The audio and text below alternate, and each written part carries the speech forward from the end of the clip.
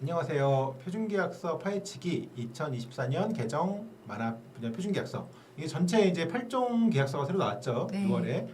그 중에서 이제 공동조작계약서. 어떻게 보면 좀 난이도가 낮다고 할 수 있는 네. 그런 거를 살펴볼 이영옥 변호사라고 하고요. 저는 네, 저는 한국저작권위원회의 박예란 변호사입니다.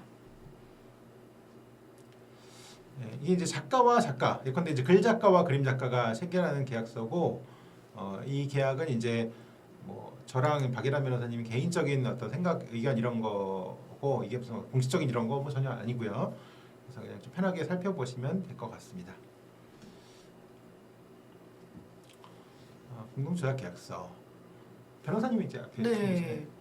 대상 저작물을 특정하고 목적이 먼저 나오는 건 모든 계약서가 좀 다 비슷하게 되어 있습니다. 그래서 저작자 누구랑 누구가 어떤 저작물에 대해서 체결하는지 앞에 표시를 하게 되어 있고 1조의 입법 목적이 나오는 것도 다 네. 비슷하다고 보시면 됩니다. 네, 그래서 1조.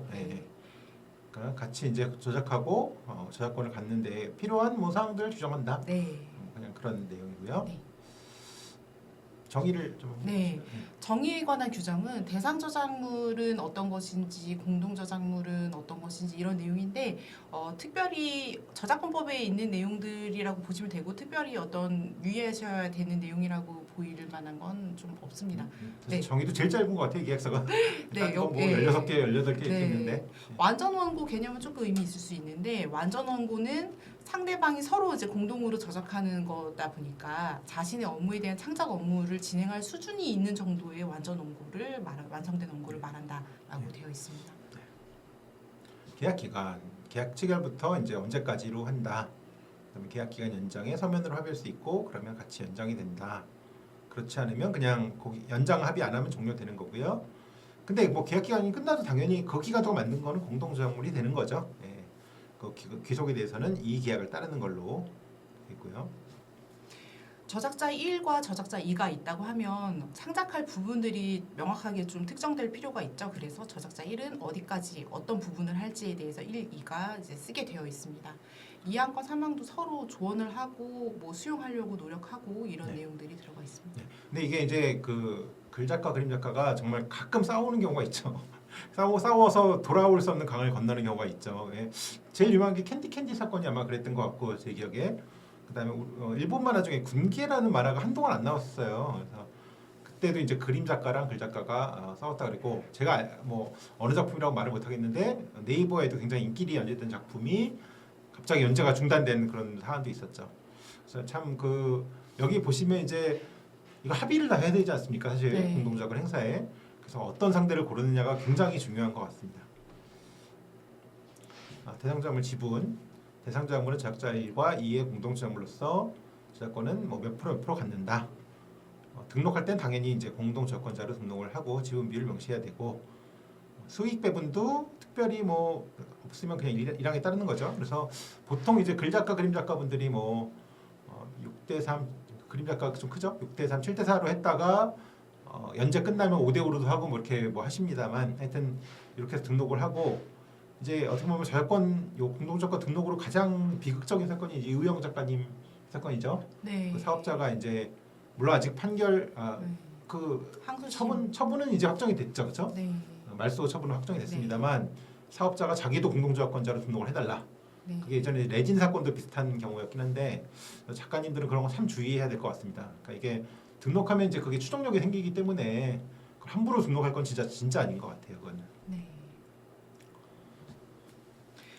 권리 행사는 합의에 따른다 이런 내용이고요. 신의에 반해서 합의의 성립을 다른 공동 저작자의 어떤 권리 행사를 방해하지 아니한다 이런 내용 그리고 대표할 사람을 정할 수 있는 거 네. 이런 건 다 저작권법에도 있는 맞죠, 내용입니다. 그렇죠. 네. 그러니까 6조 1항에서 이제 그 저작권법 말씀하신 대로 네. 그 딱 내용인데 합의에서 하는 건 맞는데 이 단서는 뭐냐면 아무 이유 없이 그냥 심술 부리느라고 합의를 안 해주는 경우 있죠. 자 이제 이 작품이 영화화가 되면 1억을 받을 수 있는데 한 사람이 안 해주겠다는 거예요. 그걸 합의를. 그러니까 신의에 반해 합의를 방해하는 거죠. 사이가 나빠가지고 예컨대 그럴 경우에는 그래도 할 수 있다는 거고요. 그다음에 2항은 이제 대표 행사자. 7조 원고의 인도. 이거는 뭐 그냥 합의에 통해서 정해진 일정에 맞춰서 인도한다. 네. 그리고 부득이한 사정이 있으면 합의해서 변경해야 된다. 그리고 긴밀히 협력해야 하는 과정을 인식하고 협조해야 된다. 이거 너무 당연하고 이제 합당한 말씀인 것 같습니다. 저작권의 양도 상속을 할 때 저작자가 이제 둘이 있다고 치면 1과 2가 지분을 양도하거나 질권을 설정하기 위해서는 반드시 상대방이 사전 서면 동의를 받아야 한다 이런 내용이고요.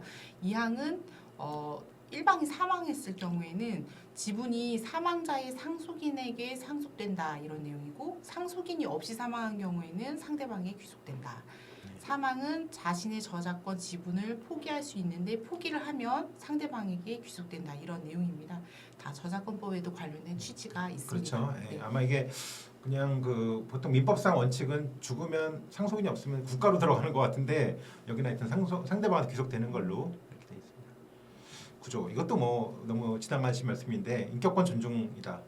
뭐 상대방이 인격권 존중을 해줘야 된다. 인격권이라는 게 이제 뭐 성명 표시권, 공표권, 동일성 유지권인데 이 항 보시면 이제 제호 내용 형식 바꾸자 할 때는 동의를 받아야 된다는 게 동일성 유지권이고 사망이 이제 성명 표시권, 저작권 행사함에 있어서 저작권자로 표시해야 된다. 너무 당연한 말씀입니다. 네. 저작물의 내용에 따른 책임에 대한 건데요. 그래서 이제 제3자의 권리를 침해하는 경우가 있을 수 있겠죠. 이럴 때는 그 침해 책임이 있는 당사자가 책임을 진다 이런 내용이고요. 이 항에 보시면은 자신의 책임 부분 이상을 배상하면 구상권을 행사할 수 있다 이런 조항입니다. 또 법상 뭐 당연한 원칙인 것 같고요. 11조 원고의 반환. 자, 이제 그 원고가 지금은 이제 거의 다 파일로 왔다 갔다 하는 것 같은데요. 그 원고를 줬을 때 잘 갖고 있다가 돌려줘야 된다.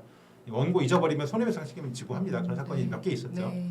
다만 완전원고가 전자적 형태로 전송됐을 경우에는 파기하고 그걸 파기했다는 걸 서면을 달라고 할 수 있는데 뭐 이렇게까지 할 잘 모르겠어요. 하여튼 뭐 글 작가가 줬는데 그거를 파일 때까지 다 파기해서 확인서를 줘 이렇게 황당할 것 같은데 하여튼 그리고 이 항은 뭐 꼭 어기면 책임지는 거고 책임 없는 사유인 경우는 그렇지 않다.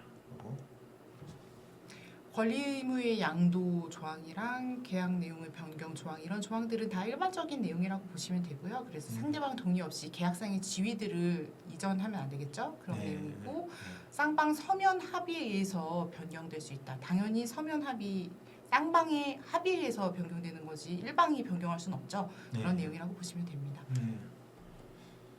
14조 해지 이것도 뭐 당연한 이건 보통 그냥 내용입니다. 그래서 요지는 뭐냐면 상대방이 이제 위반했다 계약 내용을 그러면 14일 기간 정해가지고 근데 시정해. 근데 시정을 안 하면 해지하면 되는 거고 다만 그 사망은 그 이게 뭐 상대방이 이제 망했다거나 뭐 작업 안 하는 게 분명하다거나 이럴 경우에는 그냥 시정 통지 같은 거 할 필요 없이 그냥 해지하면 된다. 그런 내용이고요. 그다음에 사항 보시면 그렇다고 하더라도 그 기간 중에 만들어진 거는 당연히 공동 저작권이 되겠죠. 저작권법 따라가지고. 네, 손해배상이랑 불가항력 조항도 일반적인 규정이에요. 그래서 본계약을 고의 또는 과실로 위반한 당사자는 상대방에게 손해배상 청구를 할 수 있다 이런 내용이고요. 불가항력 조항도 불가항력에 따른 경우에는 면책이 된다 이런 내용인데요. 이런 내용은 당사자들에게 동일한 수준으로 규정이 되어 있으면 큰 문제가 없기 때문에 일방 당사자에게만 불리한 식으로 규정된 것들이 문제가 좀 되어 와서 이런 조항이 특별히 또 들어가는 의미는 있을 수 있을 것 같습니다. 네. 17조 성희롱 금지. 이제 문화예술계에도 이런 성희롱 사건들이 가끔 일어났죠. 그래서 이제 관련 법도 만들어졌고 그래서 모든 표준계약서 이런 게 다 들어갔습니다. 그래서 하여튼 이제 그런 거에 대한 뭐 사회적 공감대가 완전히 있죠 지금은. 네. 그래서 적정한 조항인 것 같습니다. 네. 비밀 유지 조항은 그동안은 비밀 유지 조항이 계약서를 검토하는 데 있어서 굉장히 창작자들에게 부담을 주게 하는 조항으로 좀 되어 있었는데 그래서 계약서를 검토하기 위해서는 비밀 유지 의무를 지는 변호사에게 자문을 받는 경우들이 있을 텐데 이런 경우들에까지 비밀 유지 조항을 적용하면 안 된다는 취지가 들어가서 비밀 유지 조항 관련돼서 표준 계약서 중에 제일 이제 많이 창작자에게 유리하게 되어 있는 조항이 생겼습니다. 그 저작권위원회도 실제로 물어볼 때 그런 네. 조항 얘기하시는 분들이 있나요? 네. 그래요? 실제로 계세요. 되게 부담을 갖고 계시고 그래서 저는 변호사라서 변호사 업소의 비밀유지 그쵸, 의무가 있기 때문에 다 말씀하셔도 된다. 이렇게. 사실 그게 이제 비밀유지 그런 조항이 없다고 하더라도 변호사한테 물어보는 거 법률상담하는 네. 거는 그냥 정당행위 이런 게 될 것 같고 네. 그거를 법원에 뭐 소송을 제기한다고 상상도 못할 네. 일이죠 사실. 그 뭐 판사한테 무슨 얘기를 네. 들으려고 그거를. 네. 그래서 하여튼 근데 명시적으로 네. 들어가서 굉장히 네. 바람직한 일인 것 네. 같습니다. 자, 19조, 20조는 다 이제 보통 내용인데요. 저작권 침해가 있을 경우에는 협조해서 적극 대응해야 된다는 거고 20조 보면 자율적으로 분쟁이 생기면 이제 서로 잘 얘기를 해보고 그래도 안 되면 이제 소송을 하는 건데 그 전에 이제 이 항 보시면 한국저작권위원회 조정을 받을 수 있다. 그 조정 받으시면 금액도 싸고 네. 비밀도 완전히 보장이 되고요. 네. 조정위원들이 굉장히 또 훌륭한 분들이세요. 저작권법을 너무나 잘 아시는 이제 뭐 교수님들이라거나 위원회 분들이라거나 이래가지고 제가 볼 때 굉장히 좋은 경험이었던 것 같습니다. 네. 그리고 이제 그것도 안 되면 이제 맞아요. 법원에 가는 거고. 네, 그리고 기간도 3개월 안에 끝나고 조정 성립률도 되게 높은 편이에요. 50% 정도 이상 되니까 많이 활용하시면은 좋을 것 같아요. 예, 소송하시면 정말 소송에서 진실이 밝혀질 거라고 너무 쉽게 생각하지 마시고 변호사신데 그렇게 마음고생, 돈 말씀하셨대요? 고생. 공동저작권 계약서는 큰 이제 이슈는 없는 계약서인데 다만 이제 하나 말하자면 이제 항상 특히 작가님들 입장에서는 사업자가 이제 이거를 뭐 자기 이름을 넣자거나 뭐 자기 이름 등록하자거나 하는 게 정말 많은 분쟁의 씨앗이 되고 특히 이제 약간 애매한 부분이 있습니다. 사업자나 회사가 네. 약간 이제 디렉션 같은 할 수 있잖아요. 네. 조언을 해주거나 네. 이런 방향으로 하자거나. 네. 근데 그걸 창작이라고 볼 수는 없는 거잖아요. 그러니까요. 근데 창작자가 아닌데도 자기 이름을 창작자로 넣어달라거나 뭐 공동저작권자 등록하자거나 이런 거는 정말 네. 뭐 양아치 같은 것이거든요. 그런 네. 거는 정말 해서는 안 될 거고 네. 그게 그냥 그때 쉽게 말해서 그렇게 하셔도 나중에 너무나 뭐 큰 후과가 될 수 있는 거니까 굉장히 주의하셔야 할 것 같습니다. 네. 그래서 이제 공동조약 계약서 같이 살펴봤습니다. 또 네. 다른 강의로 또 만나 뵙겠습니다. 네. 감사합니다.